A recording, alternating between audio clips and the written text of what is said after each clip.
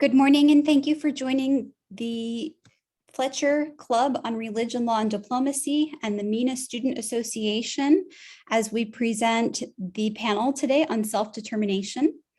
There are increasingly urgent frozen conflicts, including belligerent occupation around the world that involve elevated risk of genocide at the hands of the state for the minority religious enclaves involved. Understanding the complexities of this tension can help inform policymakers to employ best practices and further diplomatic goals and humanitarian rights outcomes. The UN law that first enshrined the rights of religious minority groups to self-determination as a human right, which has been further protected by additional international law through the ICCPR.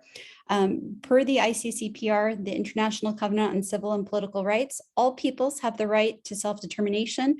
Further, under contemporary customary laws, the right to self-determination can be exercised internally. It is clear that the collective right to self-determination of minority religious populations in majority religion state context matters. Which states are getting it right?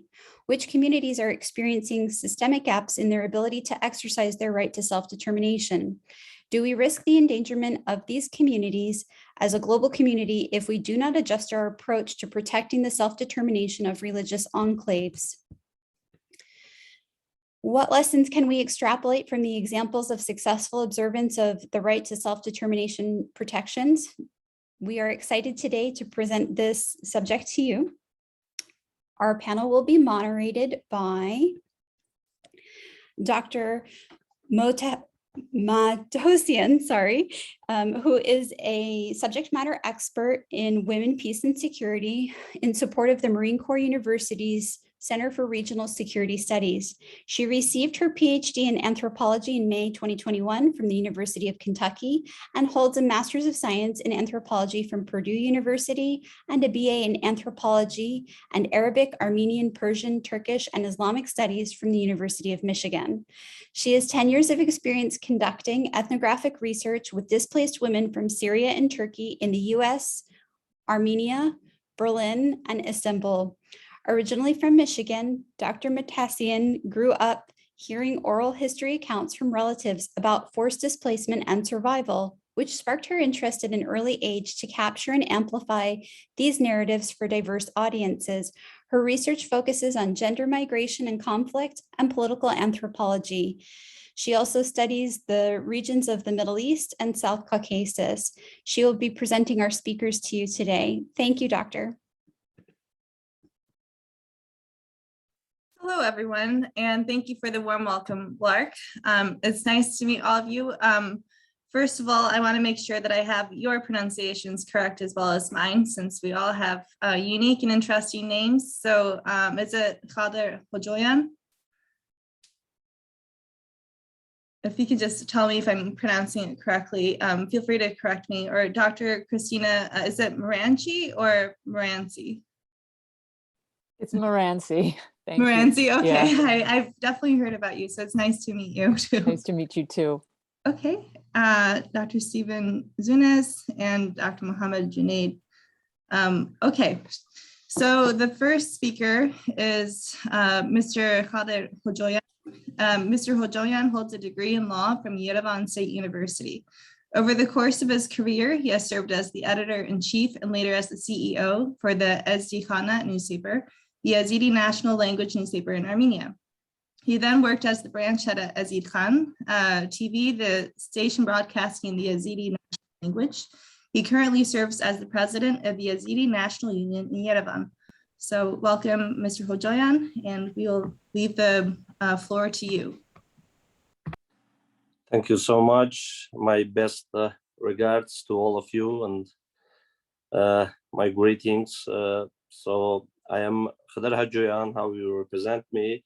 I am the now current president of the Yazidi National Union of Armenia. Of course, in Armenia, the Yazidis, for the first, I want to represent the Yazidis. Who are the Yazidis?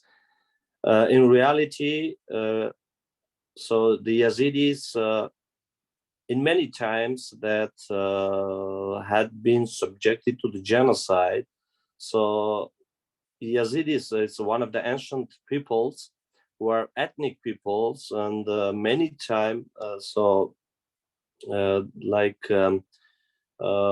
from the many scientists created some of stereotypes against the Yazidis, unfortunately. So many people know Yazidis as a part of Kurds or as Arabs or as Turks.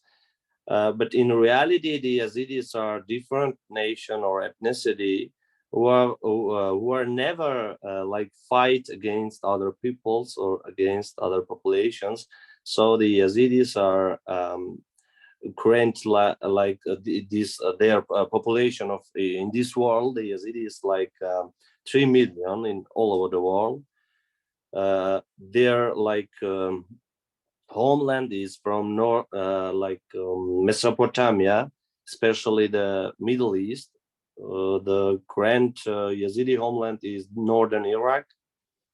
So the Yazidis in Armenia, how you know, with the Armenian peoples, they betrayed their homeland in time of Ottoman attacks in 1915 to 1918. So at that time, the Yazidi people also had been subjected to the genocide.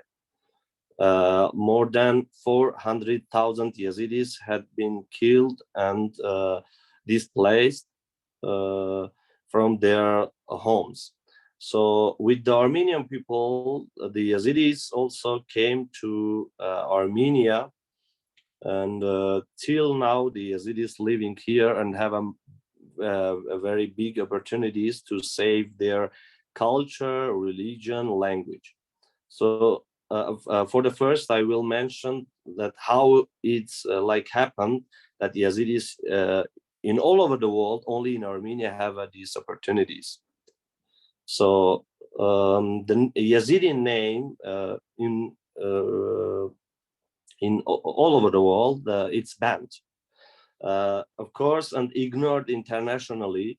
So this was the case where falsely Yazidis called by unacceptable, refutable names, just how I said before, like Arabs, Turks, or Kurds. Yazidis are respect all peoples and all religions and never hate other nations. So just we want to tell the truth, who are Yazidis. So the reason was the absence of any kind of state, due to the heroic endeavors, of course, by the Yazidi leader, ex-leader of the Yazidi National Union. So he this year died. He left us.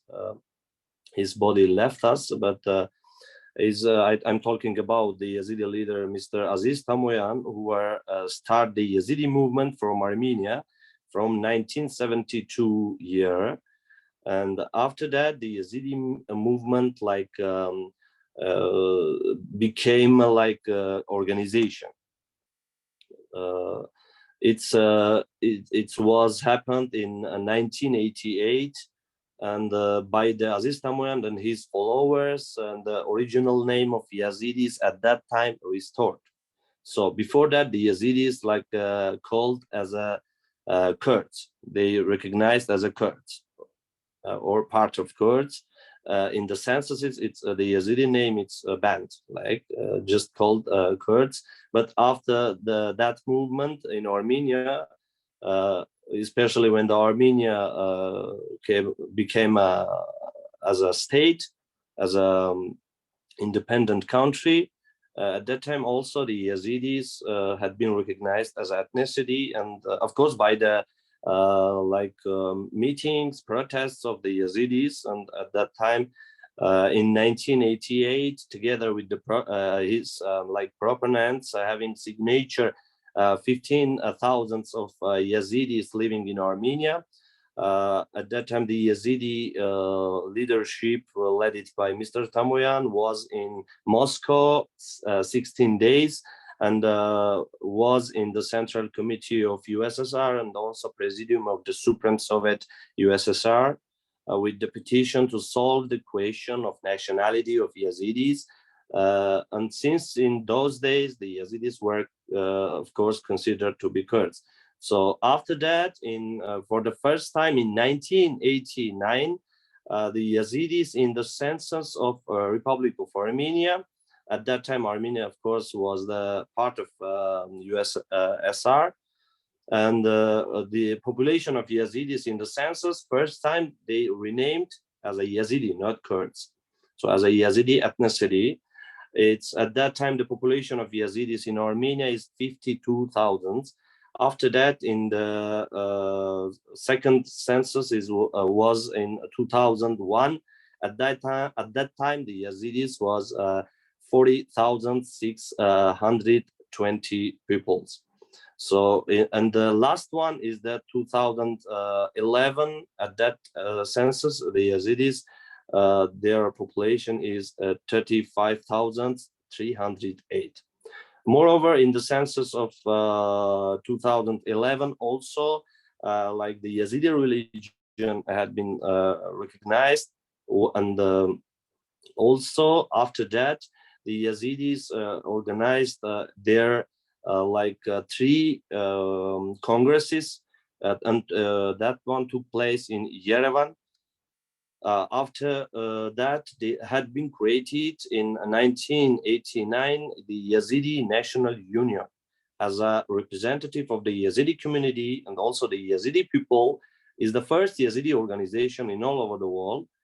And till now, it's worked for the salvation of the Yazidi people and also for the salvation and protection of the Yazidi culture and rights. And after that, of course, I want to mention that in Armenia had been published the first Yazidi newspaper. This is for the self-determination of Yazidi people. One of the works of Yazidi National Union is 1990. Had been published the first Yazidi newspaper. At that time, it's called The Voice of Yazidis. After that, it's renamed as Ezdikhana. It's like the Yazidi homeland. So until now, it's publishing its monthly newspaper, and there also have articles in Yazidi language and also in Armenian languages. So after that, in 90, in Armenian public radio, started the radio programs. It's at that time 30 minutes. Now it's more than an hour.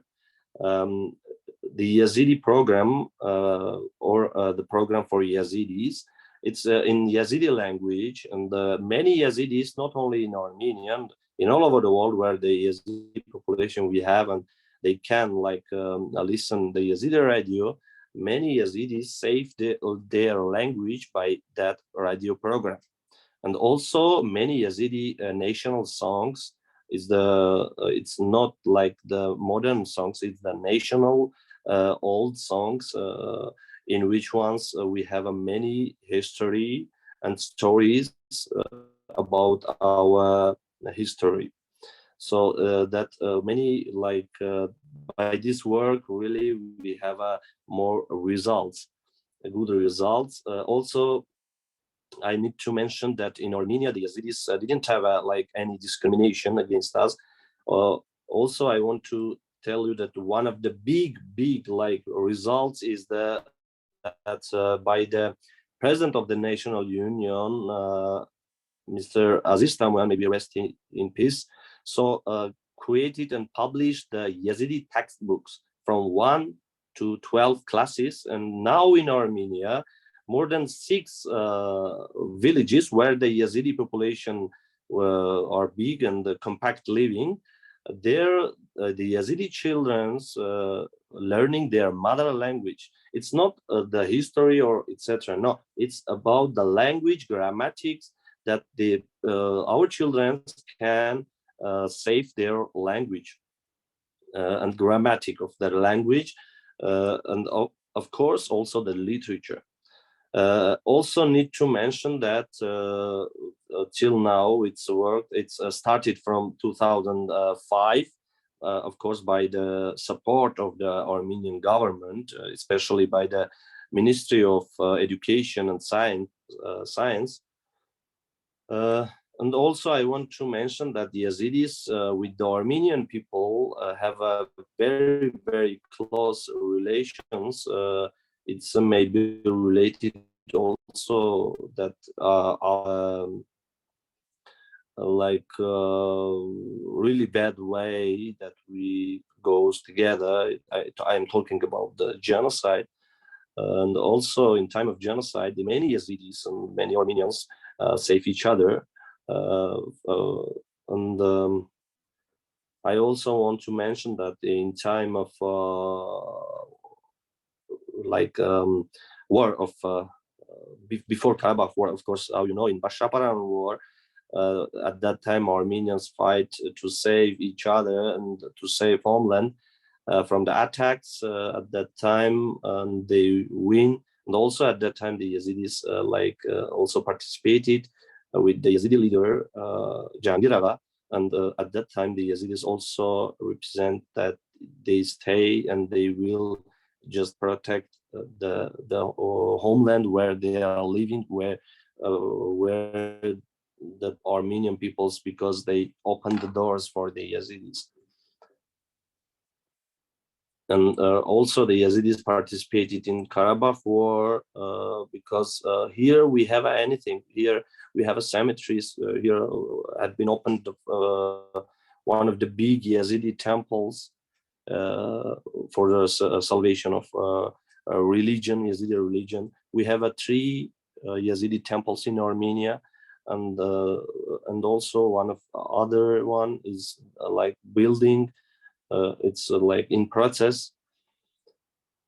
And also I want to mention about that many Yazidis we have in like government, also by the Armenian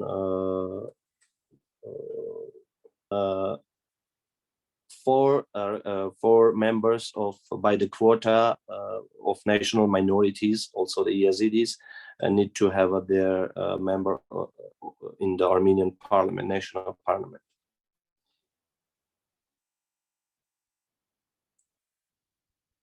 Also, I will mention about the Yazidi genocide in time of like current genocide, that it's really it's not stopped yet, because till now the Yazidis dying in northern Iraq. We have more than 600,000 Yazidis who are displaced in their homes, in their homeland. They are not refugees, because you know that in the when we see the law that when you are in the one state and from one place to other place, you displaced, it's not refugee.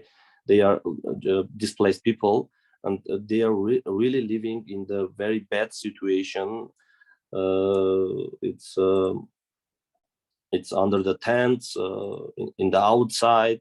Also now the many like more than 500 Yazidis from Iraq goes to in the border of Belarus and Poland, and again under the tents, and in very bad situation. And they really don't have, we Yazidis, we don't have our own state, but we hope that the international community will stand with us and support the Yazidi people, because really we are one of the ancient peoples, and we never hate other religions. And also our religion, when the Yazidi people, representative of the Yazidi people, like when we are praying, we say, God, please give the peace to all the peoples.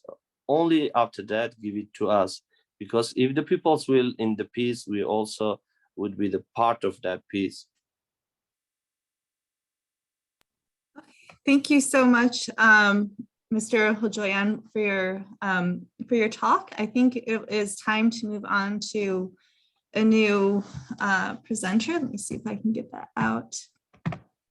Yeah, if it's possible, I just want to like continue just my speech, because here I forget to mention that in 2012, by the our letter to the Armenian National Academy, that 2012 in April, according to the recommendation of the Prime Minister, Mr. Tigran Sargsyan, signed by the President of the National Academy of Sciences of the Republic of Armenia, Mr. Matossian, and the head of the Institute of the Armenian Genocide, Hayjoyan, the massacres and persecutions against the Yazidi people in time of Ottoman Empire, Ottoman Turkey, in 1915 to 1918 were qualified as genocide. Because the many people didn't know that in time of Ottoman Empire, especially in time of a big genocide, Armenian genocide, also the Yazidi people had been subjected to the genocide. So this is also need to mention, and how I said that about the current genocide in 2014 in Sinjar, how you know that the region it's not cleaned yet, only the Yazidis protected them. I didn't want to say anything bad against the government Iraq also or about the KRG, but in reality they didn't like stay for Yazidis. They protect their only goals, and the Yazidis really now they are alone. And everyone wants to like take them from their policy only, but no one's didn't help Yazidis, and they just assimilated the Yazidis, and this is the truth. And maybe you know that in time of genocide, when the Daesh terrorist group attacked the Yazidi region, at that time the Kurdish Peshmerga's army need to protect them, but they didn't do that. They didn't fight against them, and they betrayed Yazidis. And after that, you know what happened against Yazidi people. So till now, we have more than hundreds of brothers' cemeteries in there, and not cleaned yet, and also the bombs are it's not cleaned the Yazidi regions. I didn't know why they are doing that, but in the like some of Arabic villages where the Arabs living there, they cleaning, but in the Yazidi region it's not happened yet. Thank you very much, Mr. Hayjoyan. I hate to cut you off, but I want to give the other speakers a chance to speak as well. We are also a little over time, so thank you very much for your talk, and there will be time for you to answer questions at the end, okay? Thank you so much. Thank you, Mr. Hayjoyan. Now we'll move on to Dr. Zunes, who is a professor of politics and international studies at the University of San Francisco, where he serves as coordinator of the program in Middle Eastern Studies. Recognized as one of the country's leading scholars of U.S. Middle East policy and of strategic nonviolent action, Professor Zunes serves as a senior policy analyst for the Foreign Policy and Focus Project of the Institute for Policy Studies, an associate editor of Peace Review, and a contributing editor of Tikkun. Welcome, Dr. Zunes.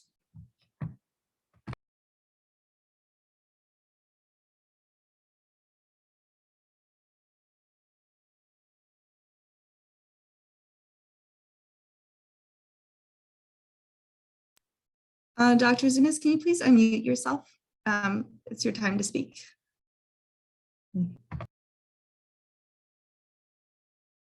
Sorry about that.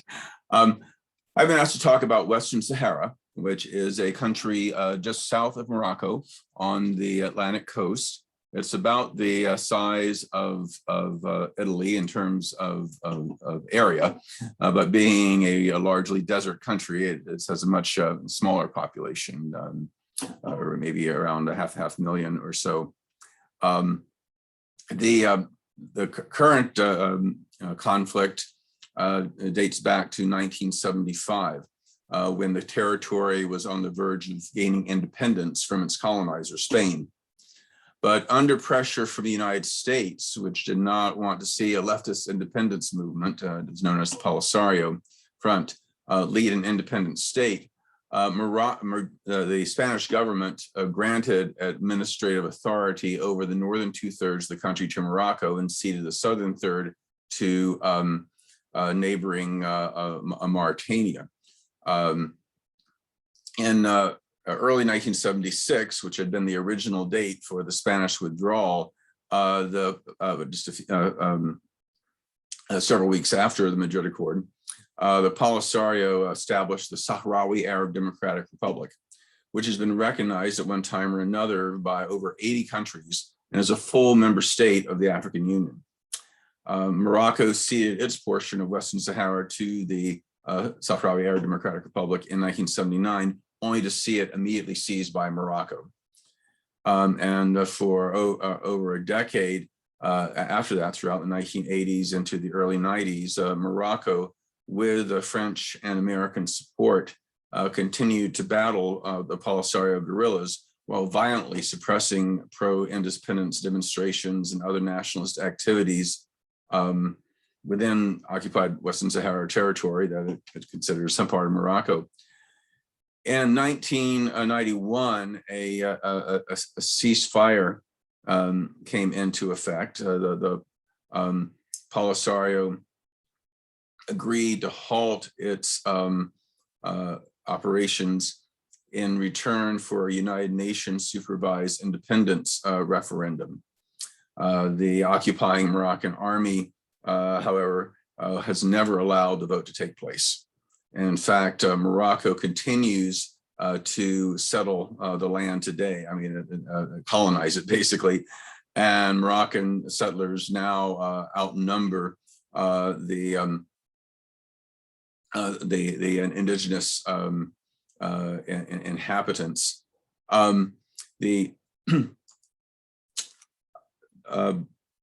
The Moroccans, with US, French, and Saudi support, ended up building a separation wall down through the territory. They now control, 75–80% of the land, and pro-independence activism again is severely curtailed. This is a clear land grab. I mean, and it was nearly not in the headlines for quite a few years until this past November, when the Polisario, after waiting nearly 20 years for this referendum that the Moroccans would not allow, resumed the armed struggle. The following month, the United States became the first major country to recognize Morocco's illegal annexation. And this is in direct contravention to a series of UN Security Council resolutions, as well as a landmark decision by the International Court of Justice calling for self-determination. As with Trump's earlier recognition of Israel's illegal annexation of Syria's Golan Heights, the United States has effectively renounced the long-standing international legal principles of self-determination in favor of the right of conquest. I mean, unlike the Golan, which is only a small part of a country, we're talking about the annexation of an entire nation, which is recognized, again, which is a full member of the African Union, recognized by all these countries. I mean, Trump is essentially endorsing the conquest of one recognized African state by another. And, it's the prohibition of such territorial conquest enshrined in the UN Charter, which the United States insisted had to be upheld by launching the Gulf War in 1991, by imposing punitive sanctions on Russia for its illegal annexation of Crimea. But now the United States is essentially saying, "Oh yeah, you can expand your territory. It's not a problem." And the Charter of the African Union, and prior to that, the Organization of African Unity, was quite explicit in saying that no matter how arbitrary colonial boundaries may be, they cannot be changed without mutual agreement. And now, thanks to the U.S., African countries with irredentist ambitions know they can have the support of the world's most powerful nation should they choose to do so. And I should note that while the exact boundaries of Western Sahara are somewhat arbitrary, the Sahrawis are ethnically distinct from most Moroccans. They have their own dialect of Arabic, which is very hard to understand if you're Moroccan. They're a very different spoken language. Their dress, their food, again, quite distinct. Also, in terms of the role of women, in Western Sahara, women have equal rights to inheritance and divorce. They keep their maiden names, and Morocco, of course, is much more conservative, and its issues with women's rights. Indeed, female political prisoners in Moroccan jails have been, singled out for torture and sexual abuse because they're considered kind of uppity in the eyes of the Moroccans. In recognizing Morocco's illegal annexation, the Trump administration cited Morocco's autonomy plan for the territory as serious, credible, realistic, and the only basis for a just and lasting solution. But if you look at the autonomy plan, it falls way short of the international legal definition of autonomy and would in effect simply continue the occupation. Human Rights Watch, Amnesty International, other human rights groups have documented widespread suppression by Moroccan occupation forces of peaceful advocates for independence. Freedom House ranks Western Sahara along with Tibet, North Korea, Syria, Tajikistan as among the worst of the worst in terms of its human rights abuses. Indeed, I've been to over 80 countries, including Iraq under Saddam and Indonesia under Suharto, and I've never seen a worse police state than Western Sahara. Morocco is liberalized somewhat, but in the occupied territory, it is really awful. And but all this raises serious questions as to how genuine such autonomy under the kingdom would be.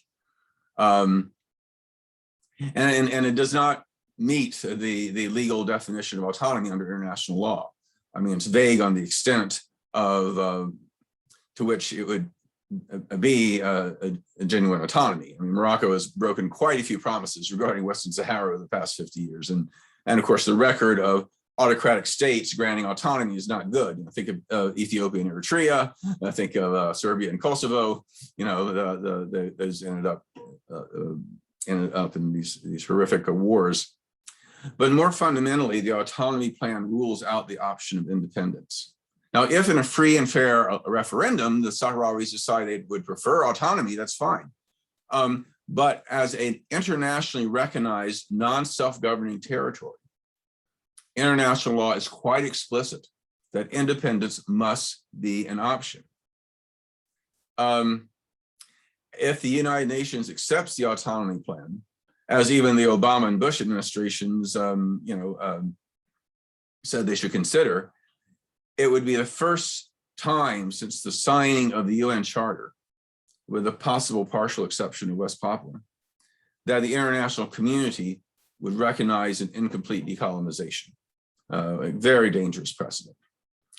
For France, the former colonial power, maintaining its close political, strategic, and economic ties with the Moroccan monarchy has overridden any of their concerns about international law, and they've been the big military supporter of Morocco. They've blocked the United Nations from enforcing its resolutions through a threatened veto.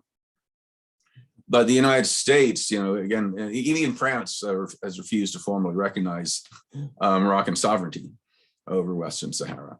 And the US, depending on the administration, has also threatened to veto any kind of resolution that would actually enforce international law.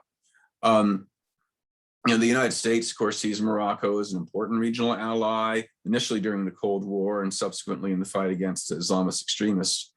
And under both Republican and Democratic administrations, the US has been willing to overlook such legal and moral imperatives.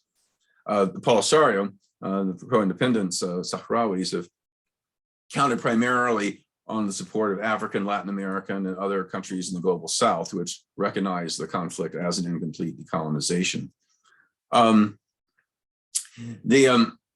In both in the Moroccan occupation, like the Israeli occupation, there's been bipartisan support here in the United States for the occupiers, but previous administrations at least recognized the dangerous legal precedent of formal recognition. We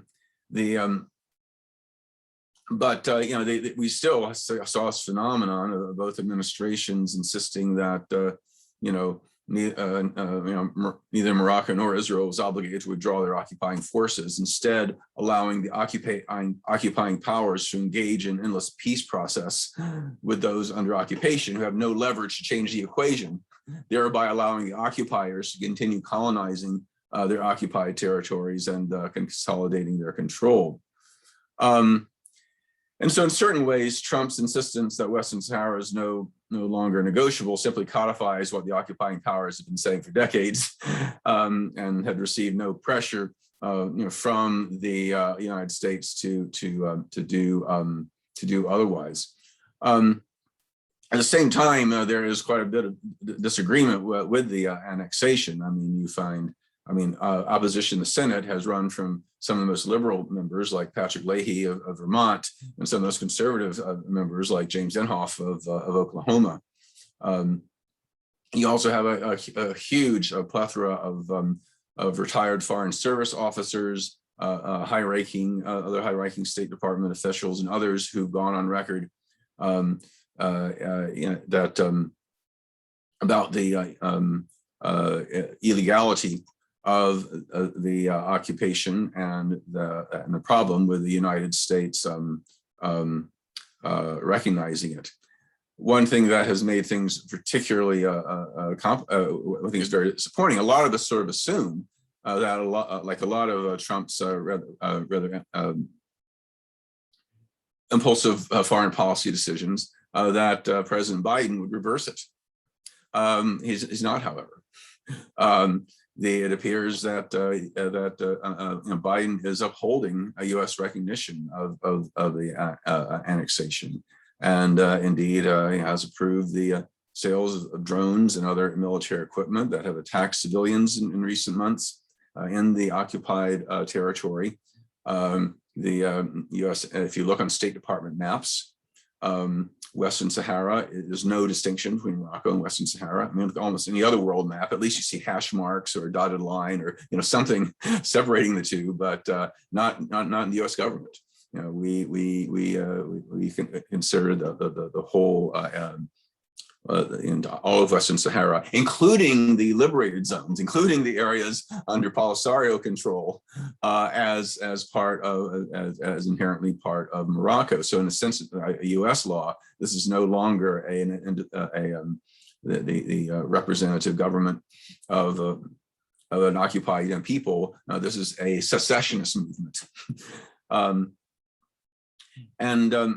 What I found in my visits both to the occupied territory and to the refugee camps in Western Algeria, where about 40% of the Sahrawi population live, where the Polisario, runs things. This younger generation is at least as supportive of independence as their parents. The struggle is going to continue. And it is a pretty critical human rights issue. Both in terms of the level of repression that goes on in the occupied territories. And I should mention that inside the occupied territories has been almost exclusively nonviolent. Very, very impressive. You had several years ago, you had 20,000. In fact, it was just a few months before the uprising in Tunisia, and what many people see as the start of the Arab Spring. You had tens of thousands of Sahrawis had a big protest encampment outside of their occupied capital, getting brutally suppressed.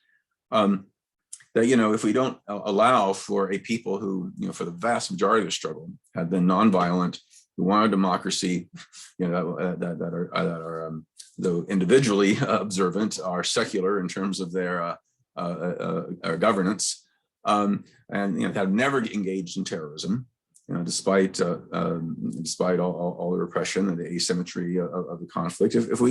If we can't allow these people to have self-determination, what does it mean in terms of this broader question? What about the peoples who may not legally, if we can't work out something as basic as a non-self-governing territory being invaded, denied independence. How are we going to solve these more complicated issues? And really, the best hope I see, I mean, if you go back 25 years, East Timor, which was a comparable situation, a late decolonization, and the big neighboring state with powerful friends in the Security Council invades and oppresses and whatever, that seemed to be the lost cause. I mean, that was, you know, supposedly the triumph of realpolitik. Yet global civil society mobilized and effectively shamed the US, Britain, Canada, Australia, the countries that were backing Indonesia, to stop their support for the occupation. And they essentially forced Indonesia to go ahead and have the referendum, and East Timor is now free. And this is really what needs to happen. There needs to be a free, fair, supervised referendum, which has been on the books since 1975 on scores of UN Security Council resolutions.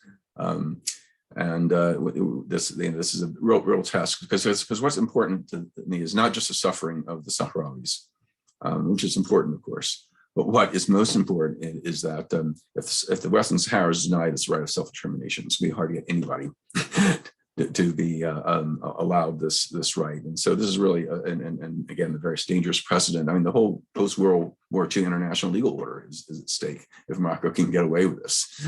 And so again, this is why it's critical that people learn about it, people mobilize about it. And thank you so much for giving me the opportunity to share my thoughts on it. If you want more information, you can, the revised and expanded updated paperback edition of my book, Western Sahara, War, Nationalism, and Conflict Resolution, will be coming out next month from Syracuse University Press. The first edition, I got praise from George McGovern, Ted Kennedy, other public figures, and it's as well as quite a few academics. So you can check that out if you're interested. Thank you very much, Dr. Zunes, for your time. I'm sure we'll have time for your questions for Dr. Zunes after. Right now, I'd like to move on to Dr. Christina Maranci. Christina Maranci is the Arthur H. Dadian and Ara T. Oztemel Professor of Armenian Art and Architectural History and Chair of the Department of the History of Art and Architecture at Tufts University.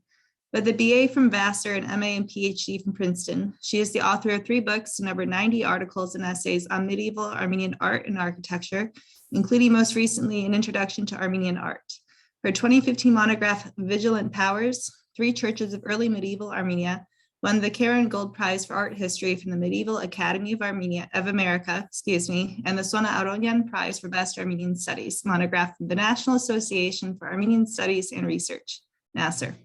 Maranci has worked on issues of cultural heritage for over a decade, with a focus on the at-risk Armenian churches and monasteries in what is now Eastern Turkey.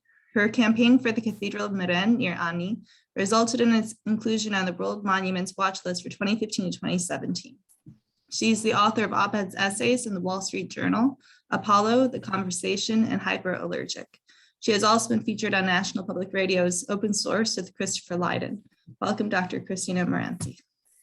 Thank you so much, Anahid, and thanks to Lark as well and my fellow panelists. It's a pleasure to be here. I would like to share my screen. As an art historian, I reserve the right to use PowerPoint, and so that's what I'm going to do. Let me just see if I can share and get this going. Okay, how does that look? Is it okay?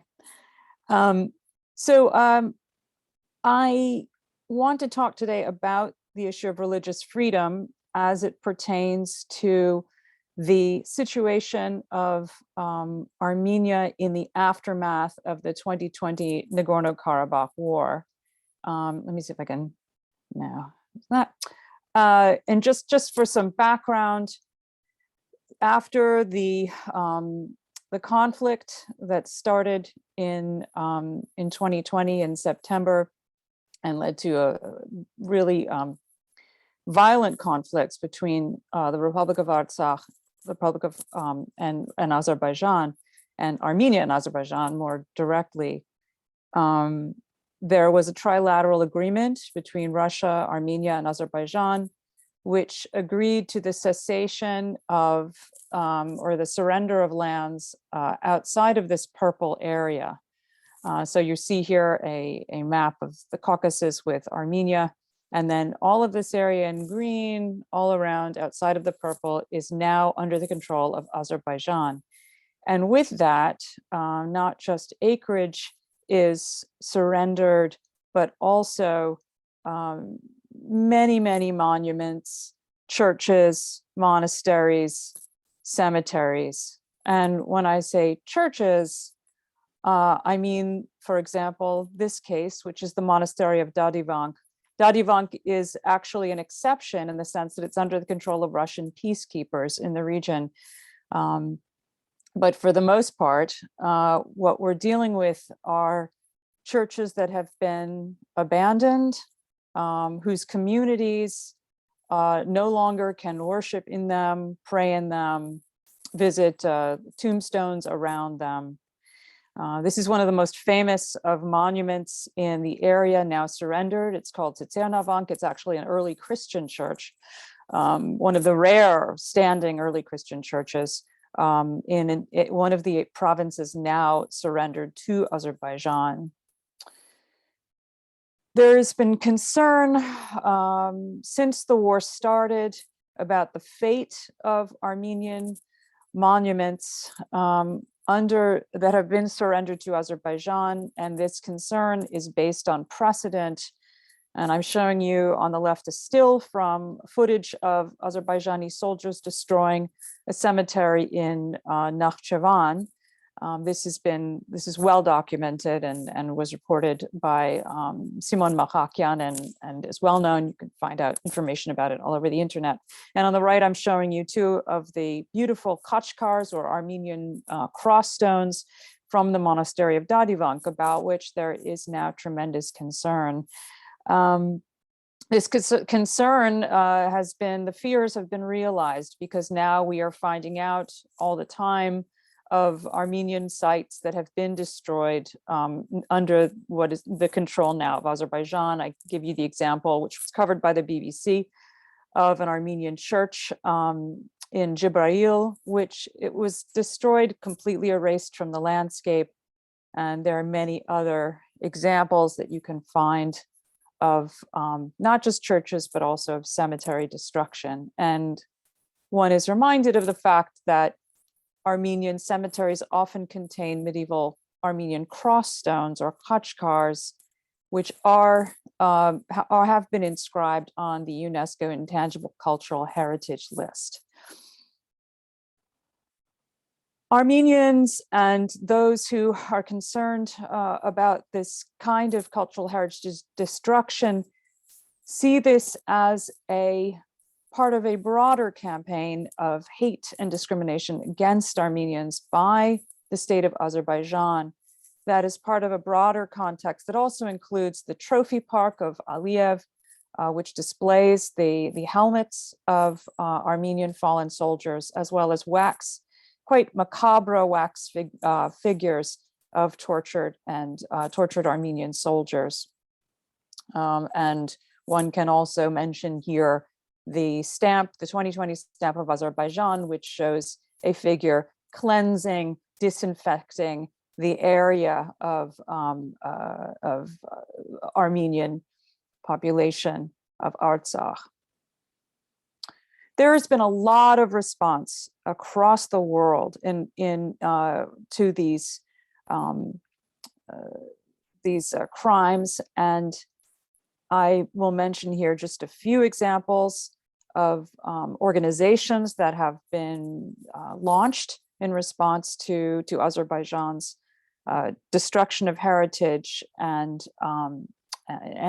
some of those are Save Armenian Monuments, Monument Watch, as well as a digital platform that monitors through satellite the monuments of Artsakh, of Nagorno-Karabakh. That's called Caucasus Heritage Watch. In addition to that, there have been many, many responses by scholars, by NGOs, by arts institutions, by the church, to try to bring awareness about the desecration and the destruction of Armenian religious monuments. This response is now turning more to issues of freedom of religion. And we can see this most recently in a report that was submitted to the UN by the Armenian Bar Association. And this is an urgent call for action on account of Azerbaijan's continuing violation of rights of Armenian Christians to exercise their right to worship in their churches and their right to make pilgrimages to sacred Armenian sites in Nagorno-Karabakh. And the ABA reports on a pattern of contact by Azerbaijan, which includes the blocking of access to religious sites, intimidating the clergy, inhibiting access to foreign nationals, and changing the character of Armenian religious monuments without getting participation from the Armenian Apostolic Church, and continuing on a program of destruction of religious sites. And one of the graphics from this very useful report, which can be found online, gives us a real sense of statistics. So if we look at a series of churches in what is now the surrendered areas, we can note that whereas in 2019, we have 382 baptisms in the Church of the Savior in Shushi, there are none now.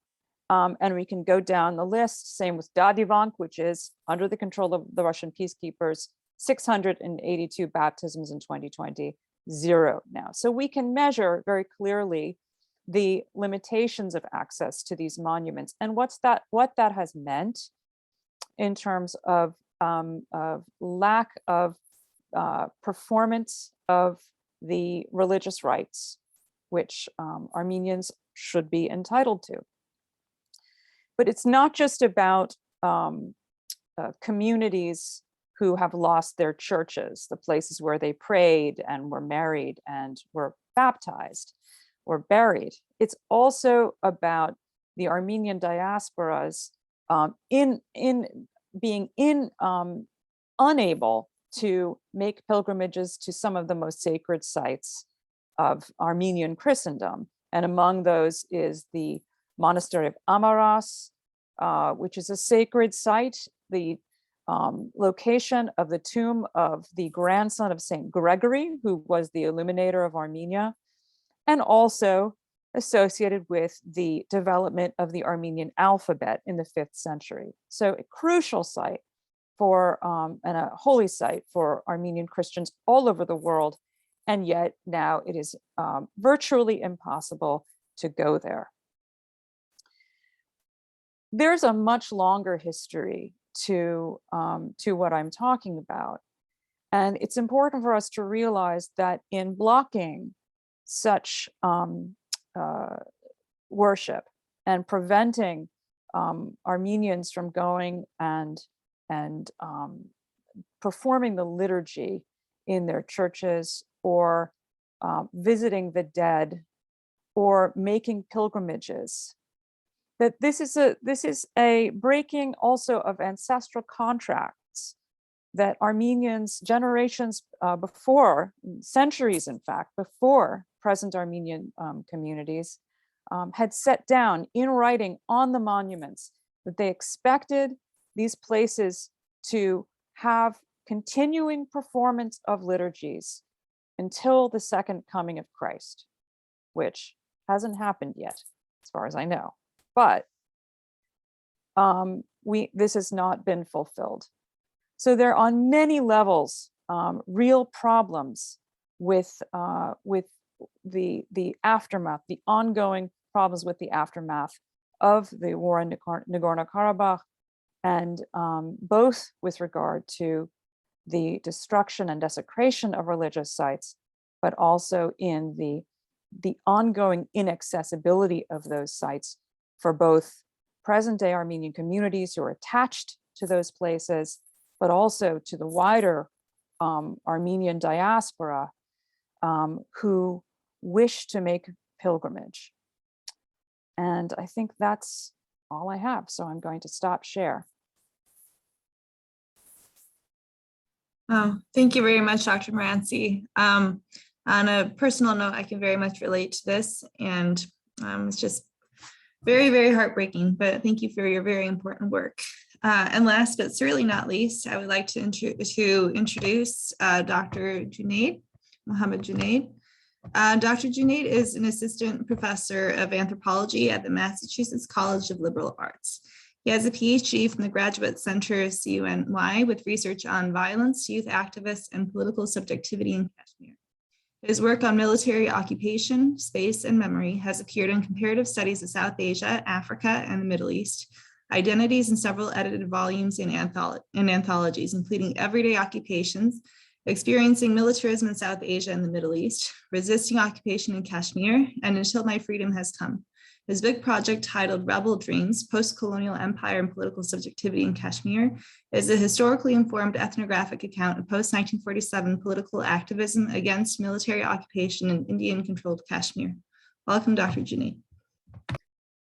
Thank you so much, Anahid and Lark, for inviting me here. Listening to my co-panelists, it just resonates so much with what is happening in Kashmir. Which makes me feel like, beyond the present world order of nation states, there is this subterranean, oppressed kind of network of other nations that have not yet been given their chance to kind of exist, and who are denied their nationhood. I would like to, of course, speak about Kashmir, but in a couple of minutes, because I was thinking about what all of you were saying, and I just want to kind of begin by talking a little bit about self-determination. I think it's important sort of to give a little bit of a genealogy of this idea. Probably, we all know that while we are in love with this idea of self-determination because it seems self-explanatory, why not? Why should a people not have a right to determine their own future? It's quite logical and reasonable. But this idea initially did emerge from the colonial context.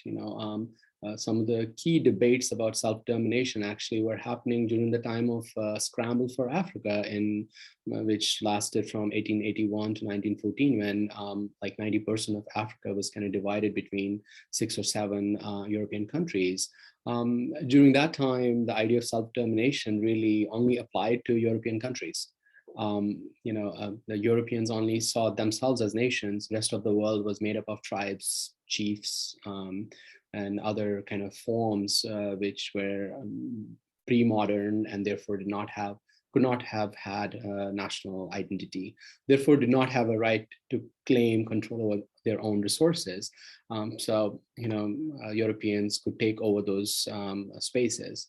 This is the age of new imperialism that we're talking about, and the Wilsonian principles was really about making sure that these nations, European nations, could kind of resolve these conflicts among each other without leading to war, which eventually happened, of course. And then, in terms of the anti-colonial movements, many countries, including India, which were not at that time countries, which were under British occupation, British control. British had kind of like created an entity out of a diverse geography, starting from 1757, when it assembled the South Asia into this one entity called British Indian Empire. But the anti-colonial movement was really built around the idea that this modular idea that India was itself a nation, and therefore had the right to self-determination, and the British had no right to control the destiny of more 300 million people who were calling themselves Indians now. But as soon as these newly forming nations kind of became free, for instance, India in 1947.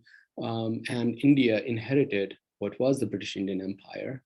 the modern nation state, and it immediately got divided between India and Pakistan. There were so many other nations that had been living within this territorial geography, who did not have a chance to determine whether they wanted to be part of these new nation states or not. And Kashmir became one of the classic examples of that.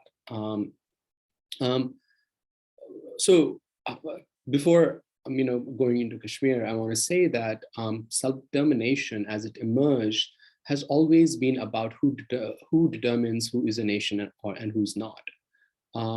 It's a majority nation, the dominant power always claims self-determination for itself, especially when it comes to control over land and resources. And at best, it gives those who are immediately called minorities, who are not minorities, but nations in themselves, at best, cultural autonomy. They can determine marriage, traditions, and all these other things, but not control over land or sovereignty over their resources. So Kashmir. Kashmir has existed as a territorial entity for thousands of years. Kashmir is one of the regions in South Asia that has the longest kind of remembered past. We have written histories from the region from 11th century and earlier.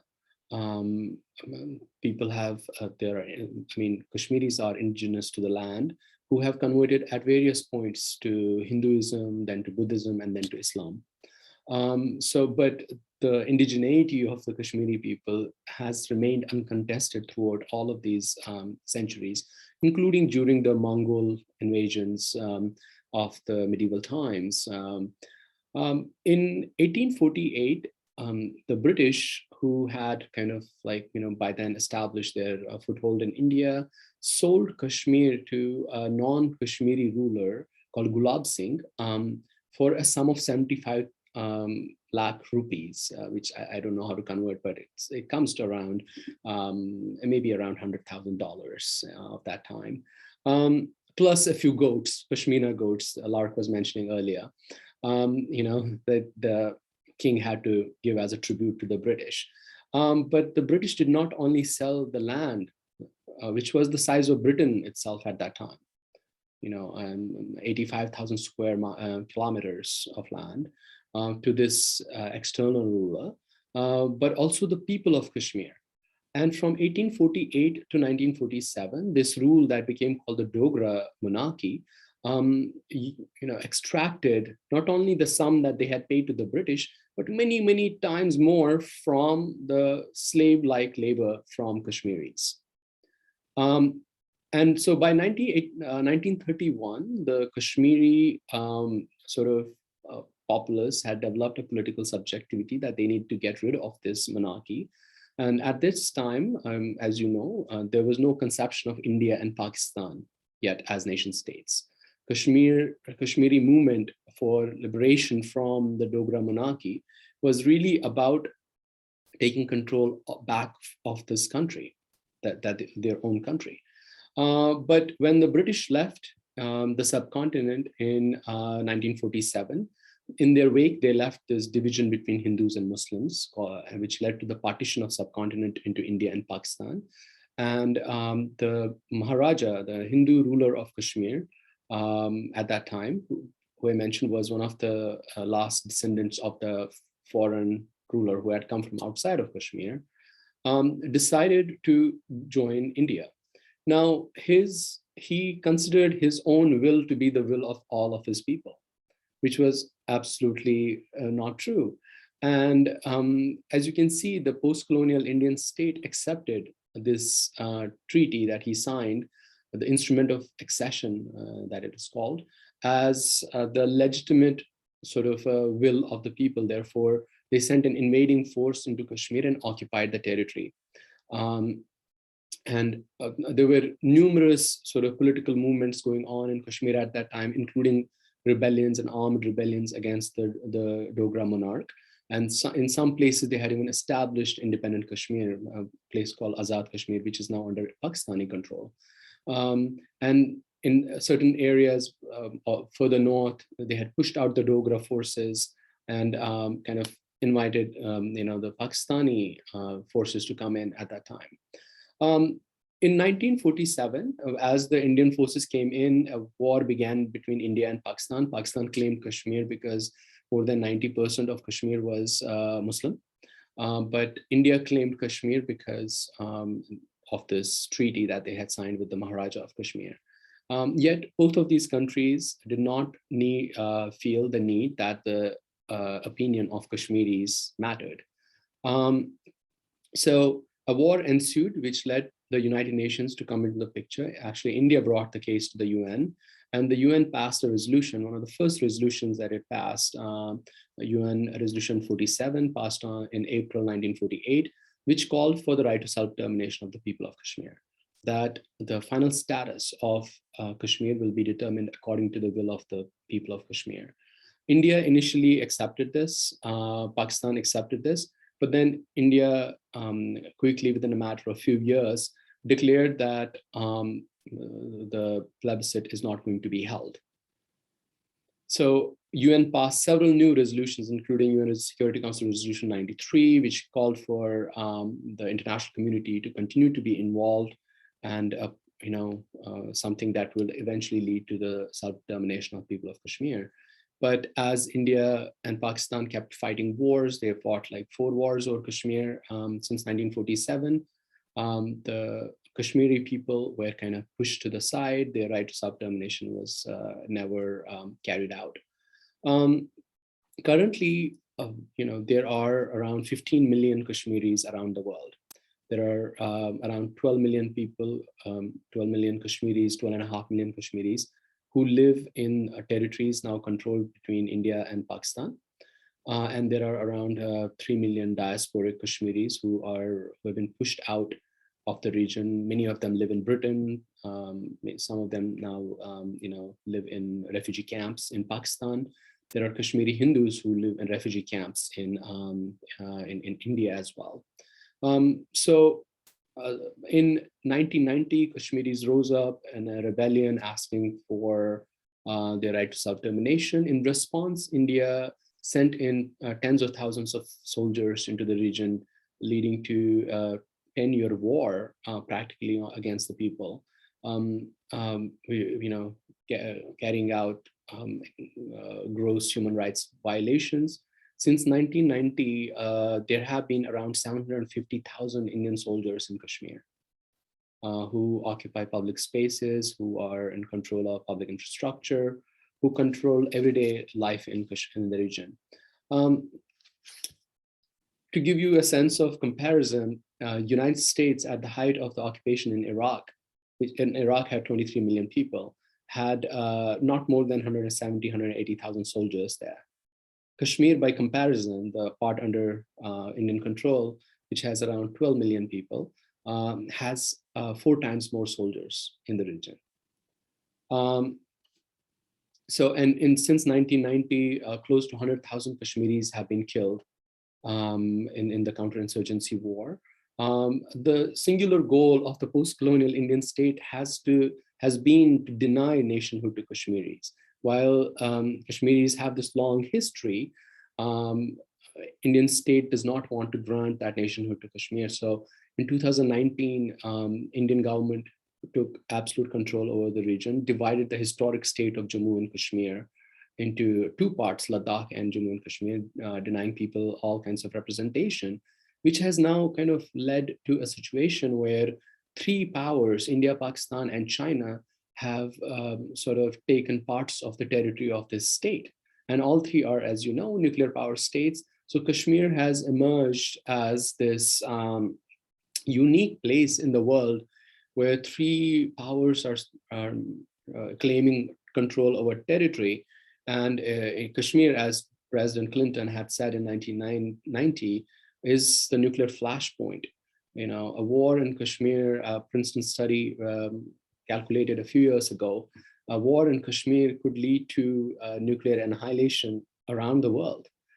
So a simple solution, which would mean like giving the people their right to self-determination, resolving Kashmir through peaceful talks, and not the way United States kind of asked India and Pakistan to talk about Kashmir, but to give people of Kashmir a right to sit at the table, would turn Kashmir perhaps and possibly more likely into a bridge for peace in the region rather than a bone of contention it has become.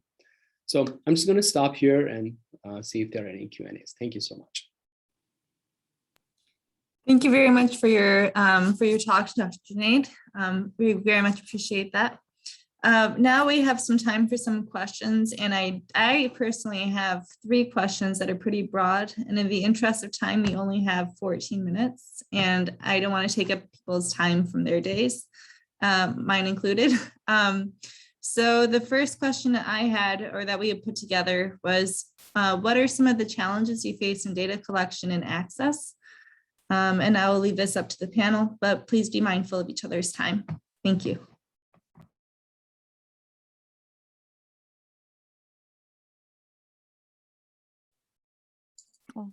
Just one thing real briefly, that as I mentioned, the human rights situation in the occupied territory is very difficult, and academics, journalists, others who go down and try to research are generally arrested, expelled. And the other problem is that MINURSO, the United Nations peacekeeping force that was sent to Western Sahara to monitor the referendum, which never took place, is the only modern UN peacekeeping force in the world that does not have a human rights monitoring mandate. Proposals to give them that authority to investigate human rights issues, both in the occupied territories, as well as the liberated territories, as well as the Polisario-controlled refugee camps in Algeria. But France, and again, depending on the administration, the United States has blocked that from taking place. Meanwhile,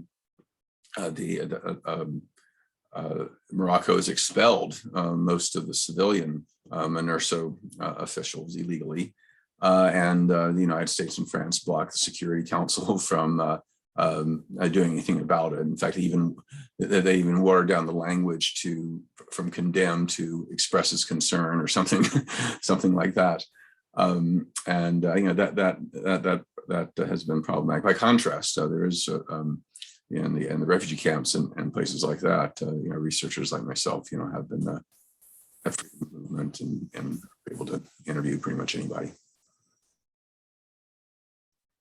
I can just jump in with regard to the situation with Nagorno-Karabakh. This is a great problem. I mean, how do you monitor what's happening with the Armenian religious and cultural heritage? And how also do you measure access? And this has been, you know, what we've seen and what the Armenian Bar Association report shows is that it gives accounts of people who have tried and failed to go on pilgrimage to Azeri-controlled territories. And these are anecdotes, and they are conversations that have been recorded. In terms of measuring the destruction of monuments, that's again very hard for the very same reason that access to the region is either impossible or very difficult to make, particularly for those people who are Armenian, have an Armenian name, an Armenian passport, but also others like the International Christian Concern, an organization that tried to go and finally was allowed into the region, but only after lots of delays. There is one way that's been very, very useful, and that is satellite monitoring, and that's what I had mentioned before about the Caucasus Heritage Watch. And that has been able, and they started work quite soon after the war broke out to begin to monitor sites all over the region.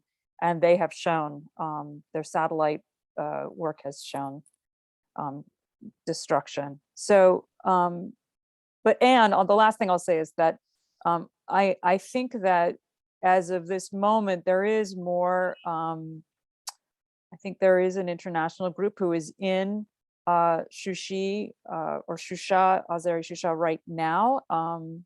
And so, but I think that the those groups that are being allowed in are being very carefully guided to certain things and not others. And, that's sort of the name of the game.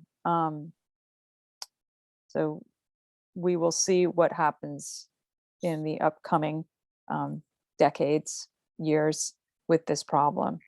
And we will see what has happened to the monuments.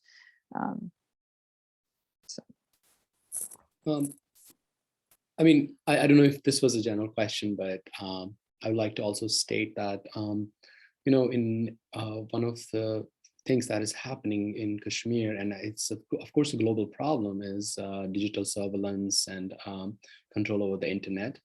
Indian government is one of the worst offenders in blocking internet, and most of that happens in Kashmir. And in 2019, the Indian government completely shut off all communication to 15 million Kashmiris for a period of 7 months. There was no internet, no phones, no messages. I mean, us who live abroad, we could not speak to our families for 7 months on end. And right after that, the COVID began, and Kashmiri children have not been to school for the last 2 years. And not because of COVID only, but because of surveillance and absolute control over the freedom of expression of the people of Kashmir. So the journalists in Kashmir, who are quite brave actually, and who have been reporting at the pain of arrest and whatnot, have been silenced systematically now. Indian government uses colonial era laws like Public Safety Act and other such acts, which were used by, for instance, US southern states during the era of slavery, as well as apartheid regime in South Africa, which is the PSA, Public Safety Act, on Kashmiris on a regular basis. There's no trial. There are thousands of Kashmiris who are in prison, and tens of thousands who have been circulating from prison to home and back into prison. So monitoring and gathering information is extremely tough in Kashmir.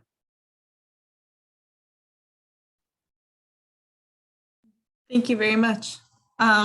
Does anyone else have anything they'd like to answer in terms of what are some challenges you face in data collection and access to your sites?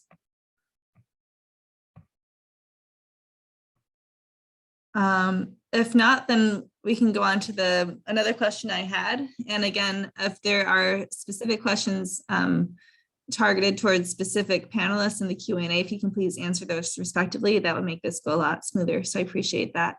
The second question we had is, what is the most urgent existential threat to the group you are representing today? And if you could have one policy or legal change to solve it, what would that solution be and why? Since it's a long question, I'll type it and so everyone can see it.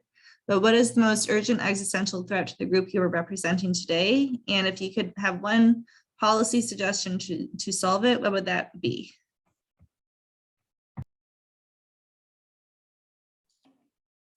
The main thing, of course, would be for the international community to uphold international law, to uphold the United Nations Charter, to uphold the whole series of the UN Security Council resolutions, uphold the 1975 advisory opinion of the International Court of Justice, and basically to demand that Morocco withdraw its occupation forces and allow for United Nations supervised referendum, as they are required to do. That would include, of course, for the Biden administration to renounce its current recognition of the occupation, and to be willing to join the international community in imposing sanctions on Morocco until they uphold their international legal obligations. So it's pretty straightforward, actually. I think that the first thing to happen is to recognize that the inequality between the occupier and the occupied has become extreme. The technological, military, and symbolic kind of power that occupier states now have cannot simply be resolved through traditional anti-colonial means, because there is a threat of genocide, as you saw in several places happening. So the immediate need is to strengthen the international law. It is for the international community to come together, naming and shaming, and standing in solidarity with the people who are under these regimes is extremely important. Otherwise, many of these people are facing threats, existential threats of extinction, literally. I agree with both of my panelists about the importance of upholding international laws about human rights as they apply in my case. I think the threat is quite obvious in the case of Armenians and Armenian culture in Nagorno-Karabakh, and that is the threat of genocide and the cultural dimension, cultural genocide as well. So the sooner the international community reacts, responds, gets involved, the better. But what we've seen so far is indifference. And yeah, so it would be a kind of international engagement on a policy level, a legal level, and that remains to happen. So I think there's a question for me that's been submitted twice, and I think I would be remiss to not try to answer that. This is from Katyayani, who's talking about whether Kashmiris are a homogeneous category and about minorities within Kashmir. Of course, there are minorities within Kashmir, as are minorities everywhere. Kashmir has, I think you're specifically referring to the Hindu minority in Kashmir, who are called Kashmiri Pandits. They are 3 or 4% of the population, but nevertheless quite significant and part of the history of Kashmir. When Kashmiri leaders, Kashmiri activists speak about the right to self-determination, they're talking about right to self-determination of all the people of Kashmir, not just one group or the other group. The question is that there have been so many proposals put forward about how to create a fair and free sort of a plebiscite where any future entity that emerges in spaces can also be respectful of the minorities within. I'm just not only speaking of religious minorities, I'm not only speaking of like ethnic minorities, but also sexual minorities, of women, of but the point is that can these questions be asked of the dominated people when they have not even been granted the right to self-determination? Instead of asking the same questions to actually the dominating states, the dominant states, who clearly do not care about the rights of minorities in Kashmir.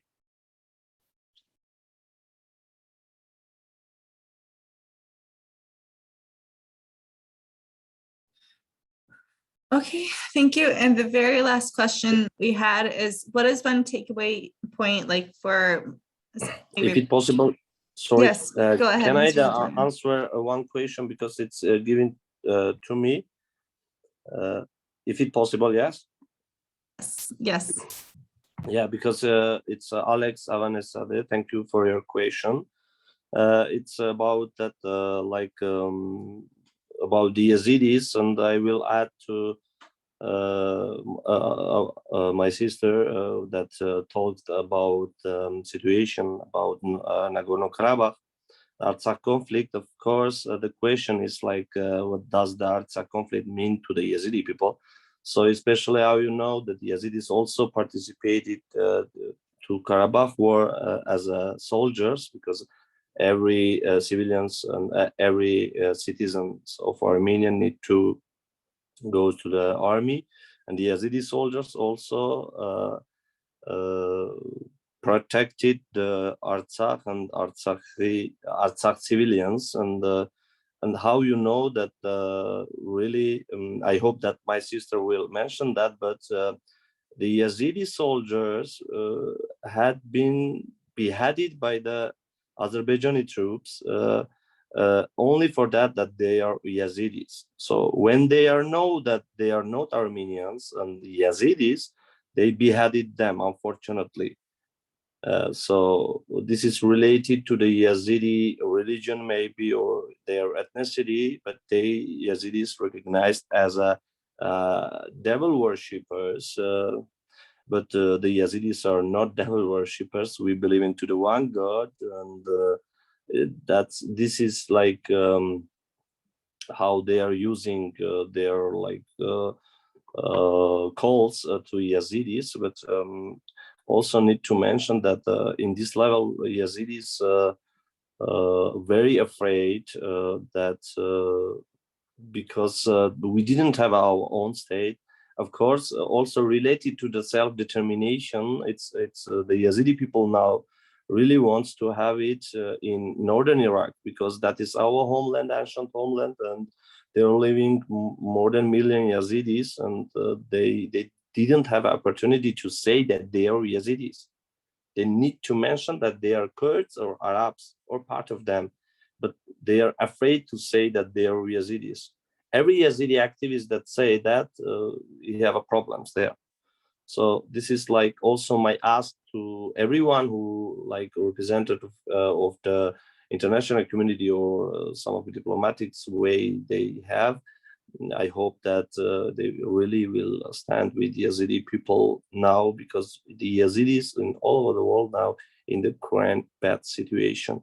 Maybe if we didn't have our like supporters, also every day in northern Iraq, in Sinjar Yazidi region, the Turkish implements the air attacks against the civilians there. Of course, they said that they are doing that because they are fighting against the PKK or other terrorist groups. But in reality, they are leaving the Yazidis.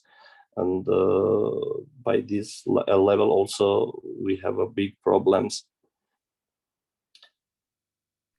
Okay, thank you very much, Mr. Hayjoyan. We are unfortunately out of time for any further questions, but I wanted to thank everyone for being here today. And I hope you have a great rest of the day and contact each other in the future. Thank you. Thank you. So I'll just Thank make you. a closing remark.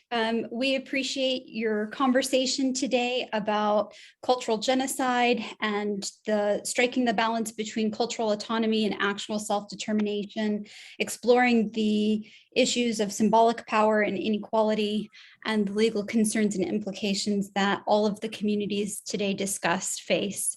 We appreciate your time, and we're sorry that we don't have more time for questions. Thank you so much for joining us today. And I just wanted to put in a plug. The Religion, Law, and Diplomacy Club at the Fletcher School will be hosting a conference in February. So please keep your eye out for announcements about that event. We will be looking at the nexus of science and religion, law, and diplomacy. Thank you so much and have a good day. Thank you.